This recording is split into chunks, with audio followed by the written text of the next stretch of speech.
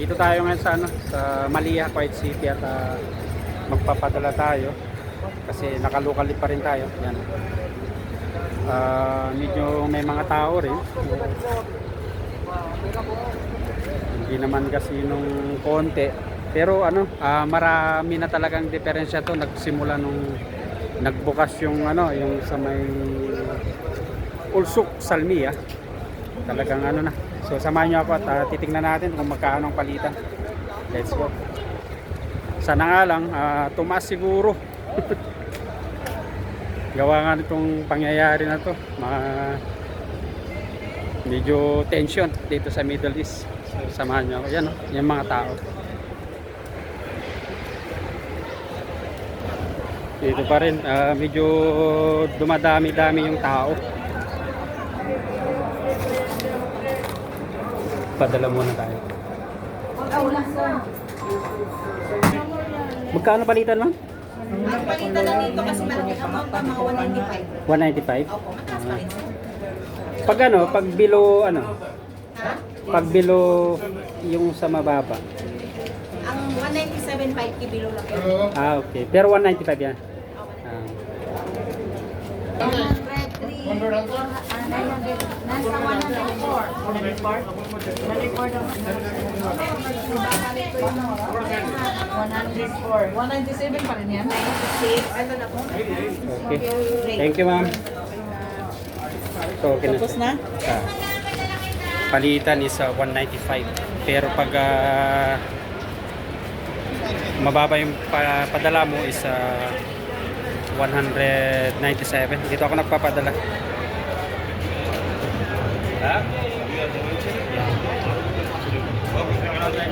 So let's go. At least nakapadala na tayo. At ikot-ikot muna tayo. Yan. So ikot-ikot muna tayo bago tayo wala tayong ginagawa sa bahay. At least okay na. Medyo tumaas yung palitan. Kaso nga lang pag medyo above yung yung pinadala mo, mas mababa rin 195, pero pag may minimum sila 197 pag below 5,000 iba yun yung strategy na kaso wala tayo ito, papakita ko lang sa iyo ang laki ng pagbabago ng Kuwait City. Dati halos talagang maraming tao lagi dyan. Yan. Pero ngayon, konti na lang. Dito naman sa kabila. Siguro dahil nahati-hati na rin yung mga tao, mga expat, lalong-lalo na nung nagbukas yung yung Ulsuk Salmiya. Talagang nahati-hati na yung mga tao. Marami na silang mapupuntahan. Yan mga ibabang lahi.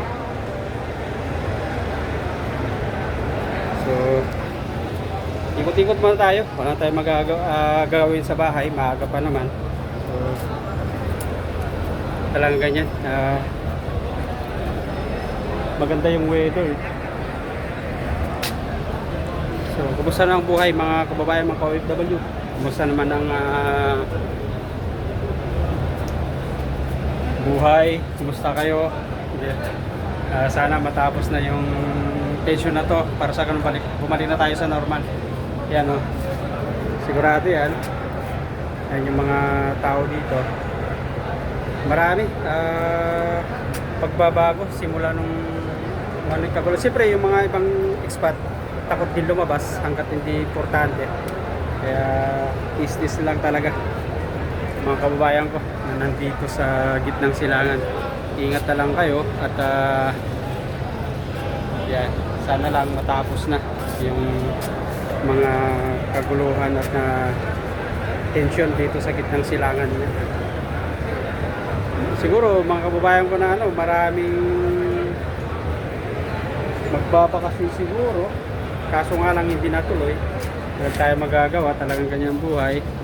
So ingat na lang at huwag kalimutang magdasal mga kababayan ko. So lakad-lakad muna tayo. Punta tayo sa kabila. Pahagin muna tayo dito at malaki talaga yung pagkakaiba pag andun ka lang sa accommodation eh. Kasi nga lalo na pag madaling araw o kaya kahit hindi madaling araw kung nakarinig ka ng siren, ayun bang kinakabahan. Pero pag lumalabas ka, nakikita mo yung mga iba't ibang lahi, iba't ibang tao. Yan ha, dito sila. Iba yung pakiramdam mo talaga. Yan. Na normal naman, of course, yung kaba. Kasi nga yung nangyayari pa rin dito, talagang napakahirap. Minsan talaga, lalong-lalo na pag naririnig mo, sunod-sunod na yung alarma. Of course, matatakot ka rin talaga, kakabahan ka. Pero kaya maganda rin talaga naka-local leave ka tulad ko, labas-labas ka rin at para sa ganun makalanghap ng sariwang hangin, makikita mo yung mga kapaligiran mo, makikita mo iba-ibang lahi na naglalabasan din as in normal naman, di ba? Iba-iba yung pakiramdam mo kaysa sa accommodation ka lang, sa kwarto mo lang, iba-iba yung pakiramdam. So marami, sana nga lang balik normal na talaga, dire-diretso na at matapos na itong tension na to, kasi ang dami nang naapektuhan sigurado. Na pag dire-diretso pa rin to, hindi natin malaman, hindi natin alam kung pati yung mga ibang company maapektuhan, di ba? Of course, yung mga empleyado nila talagang apektado rin. So napakahirap talaga. Sana nga lang matapos na makabayan ko, mga ka-OFW, kumusta naman kayo sa mampanig ng mundo? At pa-comment below kung saan bansa kayo at kumusta ang araw nyo o mga nakalipas na araw, kumusta. Lahat naman talaga kinakabahan eh, dahil nga marami na rin tayong kababayan na talagang gustong magbakasyon, magpa-repatriate dahil nga pa rin, of course, tension, kaba. Pero kapit lang tayo sa Diyos, magdasal tayo, matatapos din to. Talagang ganyan buhay. Ingat na lang lagi mga kababayan ko, mga ka-OFW.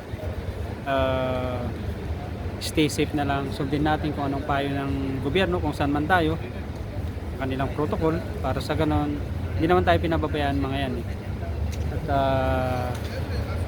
sundin lang natin yan, hindi naman tayo pababayaan tulad sa sabi ko. At stay safe mga kababayan ko, mga ka-OFW, saan man panig ng mundo, lalong lalo na yung mga kababayan ko dito sa Middle East. Ingat, stay safe, at isang maganda at mapagpalang araw sa inyong lahat. At ako pala si Ronnie, kasalukuyang OFW dito sa bansang Kuwait. Pasupport naman channel ko, like, share and subscribe, at kita kits sa mga sunod kong videos.